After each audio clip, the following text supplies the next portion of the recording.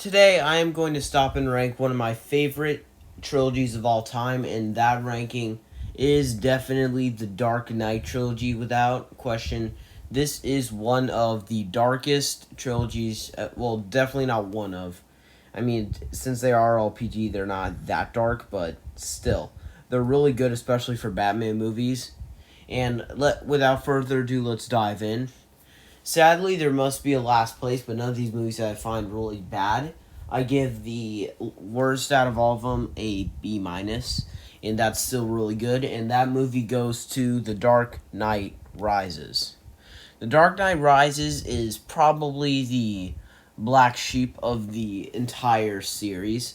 It's not really a bad movie. It's just it feels like it's getting backlash from itself. I mean, there are some things in there that don't really make sense. Like, I wasn't too big a fan of Catwoman in the mix. I mean, I thought she was okay, but Bane is the perfect thing. One of the reasons this fell back was Bane being found out to just be some sort of accomplice or side character or something. I did not like that at all, especially since Bane is one of the greatest villains in history, especially for Batman. He's the second best villain in history. And what did they do? They made him this person that was doing all that just for Talia al Ghul. I mean, what? You cannot do that. I mean, wow.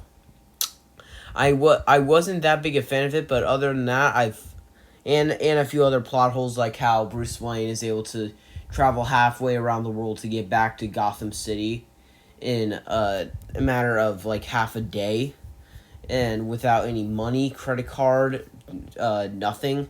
And the only answer we get is because he's Batman. No, that is not what you do. But in the end, this is not the worst movie I've ever seen. It's definitely one of the best when it comes to the Batman movies. Now, our runner-up is Batman Begins. Everybody knows there are two types of people you can be.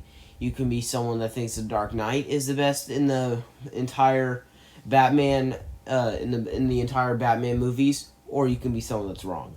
So for me, I'm someone that's actually right and thinks that the Dark Knight is the best, because the Dark Knight is the best in Batman, but we're talking about Batman Begins.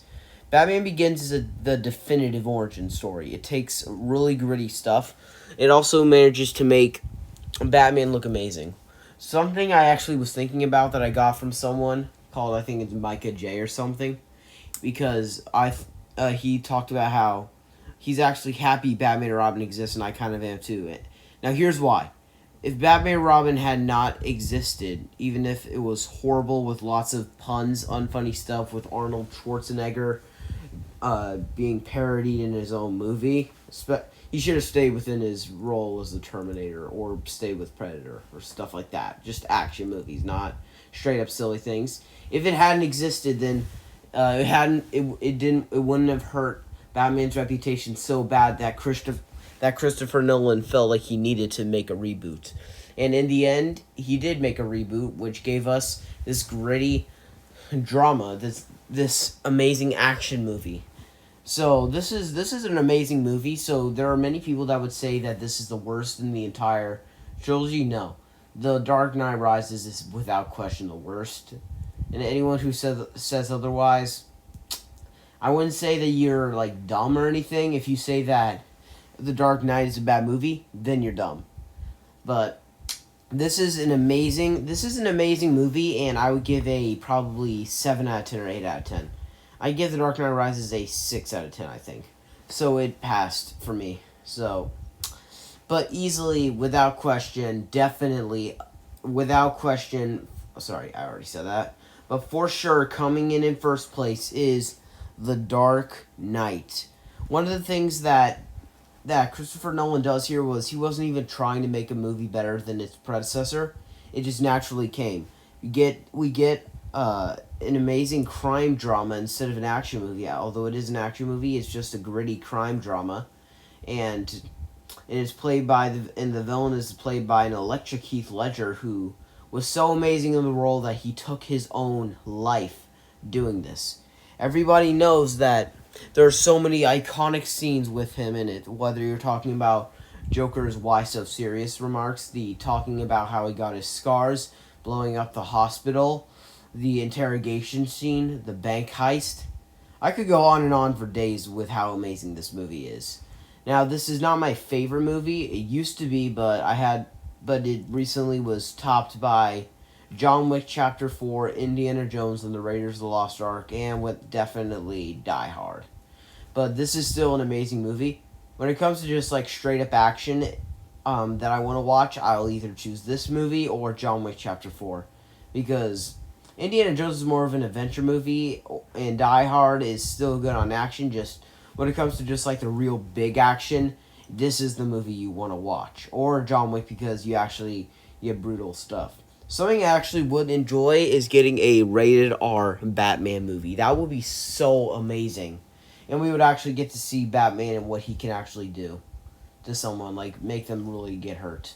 Or to get to see some really cool stuff from the villain, not just keeping it within a PG-13 like we've gotten so far. Like, go the Joker route, which I am actually going to see soon. I need to see that movie, but there's just so many memorable scenes in this, and especially probably one of the best quotes by probably in all of cinematic movie history by Michael Caine, saying, "Some men just want to watch the world burn," and that is actually true. And not to mention the amazing quote that Heath Ledger gives, saying, "It's not about money. It's about setting an example." Or it was about. I'm trying to think. It's not about money. It's about sending a message. Yeah, it was about that. I've seen this movie roughly probably 40 times. And that is only because there are some other movies that I've tried to rewatch more. I feel like the movies I've watched the most are probably Jurassic World and Avengers Endgame. I once watched them straight up every day for like a month. That's how obsessed I was with each of them. And same with Fallen Kingdom. Then I just rewatched Fallen Kingdom a few more times, and then I realized how disappointing this movie was, and then it just fell out of place. But The Dark Knight is easily a top 5 movie, and if this is a bad movie in your opinion, you are so wrong. Now, anyway, thank you guys for watching. I hope my list in line with your list, and if you guys would like to, why don't you share your ranking of all 3 Christopher Nolan Batman movies in the comments below, and I will see you guys in my next video. Have a good one.